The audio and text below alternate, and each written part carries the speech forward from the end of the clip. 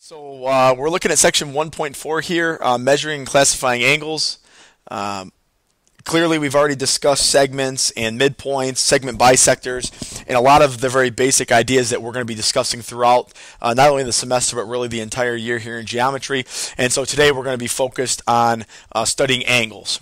Again, some ideas that you should probably already be familiar with. So first of all, we know what an angle looks like. An angle very simply consists of two different rays that have the same endpoint. The rays are called the sides of the angle. The endpoint is called the vertex. Okay, so if I go ahead and label my diagram here, if I call it, let's just call it angle, we'll call it angle X, Y, and then we'll put point Z out here. The sides would be ray YX and ray YZ. And then we would name the angle three different ways. Really, we could name it. We could first call it. First of all, the vertex. If you use 3 points, the vertex is always in the middle. So you could call it angle XYZ, or you could call it angle ZYX. And the third way to name an angle, which I'm not a huge fan of, and I'm going to discourage it, but you can name it just using the vertex if it's an isolated angle like this one above. So you could call it just angle Y. Okay, but I'm going to encourage you, for our purposes, to use 3 points when naming an angle. Just make sure the vertex is the middle point. And finally, obviously, as I've said already, point Y is the vertex of this particular angle. All right, so that's kind of the basics of what an angle is and how to name it. So again, let me go ahead and mark this diagram here.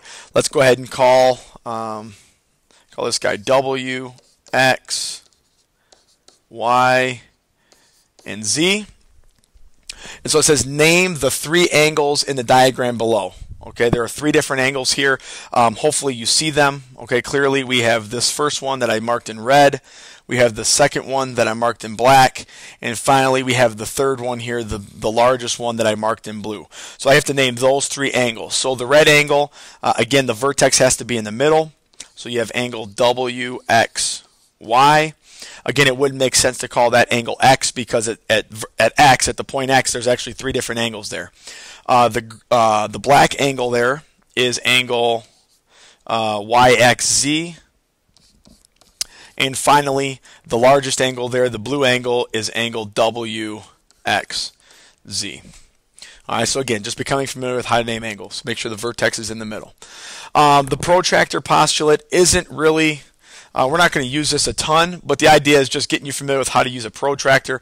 Again, you put the vertex, always put the vertex right here in the little hole there on the protractor, and then you line up either side of the angle with the 0. Okay, so I lined it up with this 0, and so now when you look, you're going from 0 all the way up, and so now you'll know that the angle measure here is 150 degrees. Okay, so the measure of angles the measure of angles is always equal to the distance between the two rays. And so in this case, like I already said, the measure of angle VWS is 150 degrees. Okay, an acute angle, right angle, obtuse, and straight angle. Again, already ideas that I'm pretty sure you are familiar with and probably have a pretty good grasp on already, but nonetheless, let's just kind of review it. So an acute angle is an angle that measures between 0 and 90. Okay, illustration, obviously it's a small angle. Okay, something like that. A right angle is an angle that measures exactly 90. Remember, we can mark it 90, or we use this little box here to represent a right angle. An obtuse angle is an angle that measures between 90 and 180. Okay, so might look something like this. And finally, a straight angle is an angle that measures exactly 180. Okay, so it's just a straight line like that. So again, ideas that you should be familiar with, but just wanted to review. Okay, so it says use a protractor to measure the angle to the nearest degree. Write two names for the angle, and then name the vertex and the sides of the angle. So we can really do a lot of this without really using the protractor just yet. Okay, so we'll wait to measure the angles, but we can name the angles right away. Okay, so the first one we could call angle ABC or angle CBA. The second angle is angle XYZ. or angle ZYX. And the third angle, let me get this guy out of here, is EFG or angle GFE. Okay, all those are ways to name that same angle. The vertex, obviously, in the first one is point B, the second one is Y, and the third one, point F, is the vertex. The sides of the angle are the two rays, so BA and BC. Let's see here, YX and YZ. And finally, FE and FG. And again, all of those are the only ways to name those. Okay, when you're naming an array, there's only one way to name an array. Classify the angle, we can do that without really measuring it. I mean, I guess technically we should, but it's pretty clear that the first one is going to be acute, the second one appears to be right, and the third one appears to be obtuse. Again, we'll go ahead and throw the protractor on it and just measure it here. So if I put this point right on B, okay, it appears as though this angle has a measure of, let's see here, 10, 20, 30, 40, 50, about 55 degrees. The next angle is 90 degrees, like we thought it was. And this last angle, I got to rotate this guy a little bit.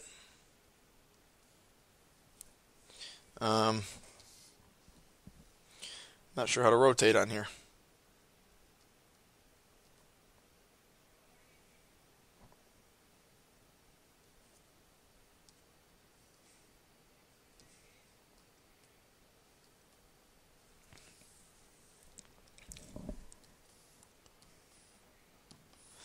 All right, well, clearly I'm having a difficult time here. I can't figure out how to rotate this protractor. I thought I knew how, but evidently I don't. So that being said, oh, there we go. All right, so for this last angle, we've got to rotate and get this guy to be on the right plane, or the right angle, I should say. There we go. And so this guy appears to be 130 degrees. All right. The angle addition postulate, just like segment addition postulate, okay, if D is in the interior of ABC, then the measure of angle ABC is equal to the sum of the measures of, and you add up the two angles. So angle ABD and angle DBC. All right. I don't know why I didn't put D there. There we go. And if D is in the interior of ABC, then the measure of ABC equals the measure of ABD plus the measure of DBC. All right, so in this particular case, ABD is 90, DBC is 45, and so the entire angle measure here is 35 degrees. Again, just like the segment addition postulate, except now we're applying it to angles. Example 3, measure of angle PRS. Add these two guys up. 81, 42 makes 123.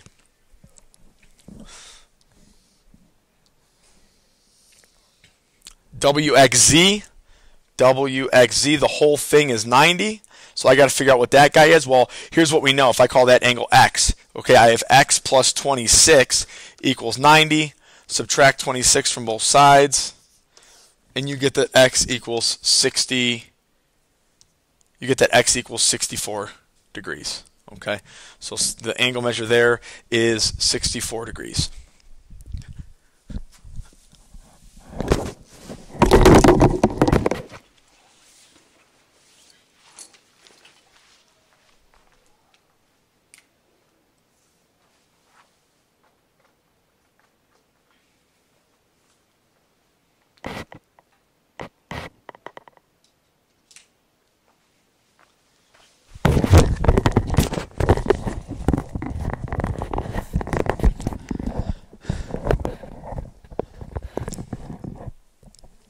Okay, now as we take a look at part C, this one involves some algebra. It says the entire angle measure is 135. Find QSR. Well, before I can solve for QSR, I got to solve for X.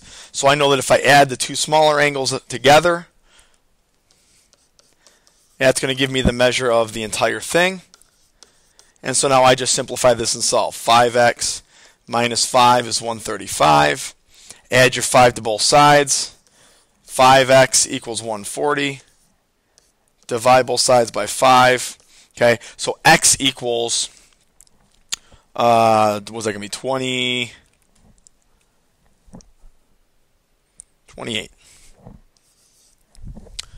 Take that value of x, plug it back in over here. Okay, actually not that x, plug it into this guy. Okay, because we want QSR. 3 times 28 is 60, 84. So the measure of this guy is 85. All right.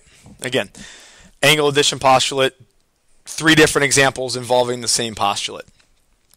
Okay, this idea of congruent angles, we've talked about congruent segments, congruent angles. They are congruent if they have the same measure.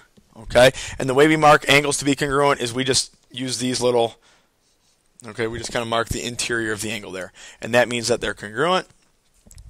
It says identify all pairs of congruent angles in the diagram. Well, clearly this angle and this angle are congruent, and this angle and this angle are congruent. Let me do those in different colors. All right, so you can just call them angle A and C, and E and D would be congruent. It says if measure of angle E is 120, what's the measure of angle D? Well, clearly they're the same, so they would both have to be 120 degrees. And finally here, this idea of an angle bisector. An angle bisector is a ray that divides an angle into 2 angles that are congruent. So for instance, if I draw a ray in the middle and I mark the diagram like this, we know that those 2 angles are congruent, and that makes this black ray here an angle bisector. It cuts the angle in half. All right, so in the diagram, ray BD bisects angle ABC. Find the measure of ABC. Well, if it bisects, then by definition that means that these 2 pieces are the same. So 4x is the same as 3x plus 6. Subtract 3x from both sides. We get x equals 6. So there's x. I got to take that. I need the measure of ABC.